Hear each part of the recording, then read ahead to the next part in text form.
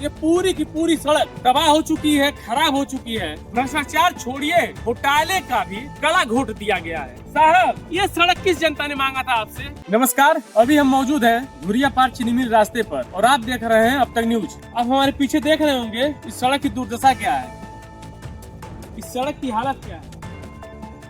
ये सड़क खुद पे खुद बयां कर रहा है कि इसके साथ भ्रष्टाचार नहीं किया गया है बल्कि घोटाला किया गया है, और ये घोटाला जो है बड़े पैमाने पे किया गया है। ये धुरियापार चीनी मिल अब गोरखपुर विकास प्राधिकरण के अंतर्गत आ रहा है। गीडा का सेक्टर 5 यहाँ पर बना दिया गया है और अडानी ग्रुप को यहाँ पर फैक्ट्री के लिए जगह भी आवंटित कर दी गई है। जाहिर सी बात है, किसी भी क्षेत्र के विकास के लिए संसाधनों की जरूरत होती है और संसाधनों को उनके मंजिल तक पहुँचाने के लिए रास्तों की जरूरत होती है, लेकिन इन रास्तों से कभी भी विकास की उम्मीद नहीं की जा सकती है। इस रास्ते से किसी भी संसाधन को आसानी से उनके गंतव्य तक नहीं पहुंचाया जा सकता। ये जो आप रास्ता देख रहे हैं, ये पूरी सड़क मिट्टी में मिल चुकी है।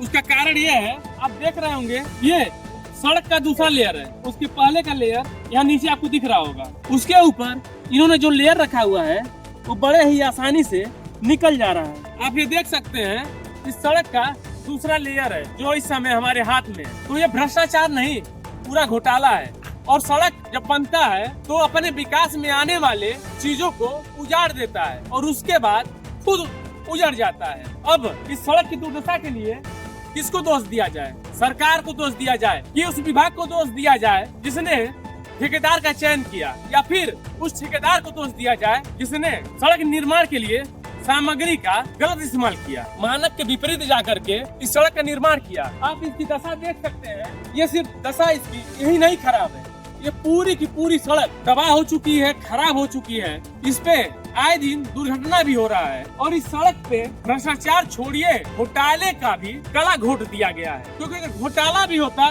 कम से कम सड़क पे सिर्फ कुछ गड्ढे होते, लेकिन यहाँ सड़क ही नहीं है, गड्ढों की क्या बात की जाए। ये देख रहे हैं, पूरी सड़क जो है मिट्टी बन चुकी है। सरकार विकास की बात करती है, अगर इस विकास की बात सरकार कर रही है और सरकार के नेता जो अपनी पार्टी के लिए दम भरते हैं कि हमारी पार्टी कार्य करवा रही है, अगर आपकी पार्टी कार्य करवा रही है तो लानत है आपकी पार्टी पे। जब सड़क निर्माण की बात आती है तो सोशल मीडिया के माध्यम से, अन्य माध्यमों से वाहवाही लूटते हैं कि हमारे प्रयास से सड़क का निर्माण कराया जा रहा है। साहब, ये सड़क किस जनता ने मांगा था आपसे? इस सड़क की उम्मीद तो आपसे नहीं कोई किया था, तो ये सड़क क्यों आपने दिया? तो क्या मान लें इस सड़क पे चलने के लिए टैक्स दिया जाता है? जब एक गाड़ी खरीदता है कोई, बड़ी गाड़ियों की बात छोड़ दीजिए, जब कोई दोपहिया वाहन लेने के लिए जाता है तो ऑन रोड आते आते इतना टैक्स मारा जाता है कि एक मध्यम परिवार उस गाड़ी को लेने के लिए EMI करवाता है। जानते हैं क्यों आप इतना टैक्स मारते हैं?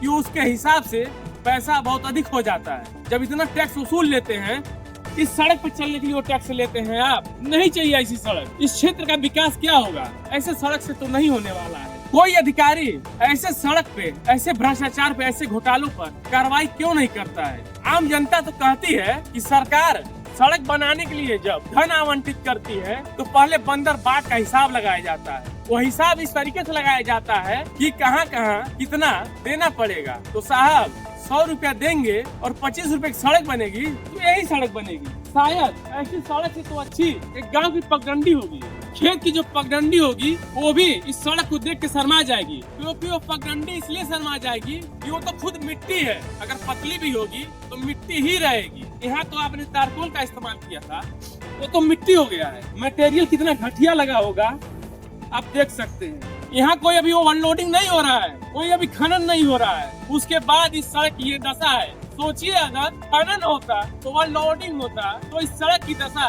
और कितनी खराब होती। तो सरकार से हमारा सवाल है, क्या इस घोटाले के कारण उस ठेकेदार के ऊपर कार्रवाई होगी? क्या अपने विभाग के ऊपर कार्रवाई करेंगे जो इस तरीके से इस सड़क की दुर्दशा बनाती है? धन्यवाद।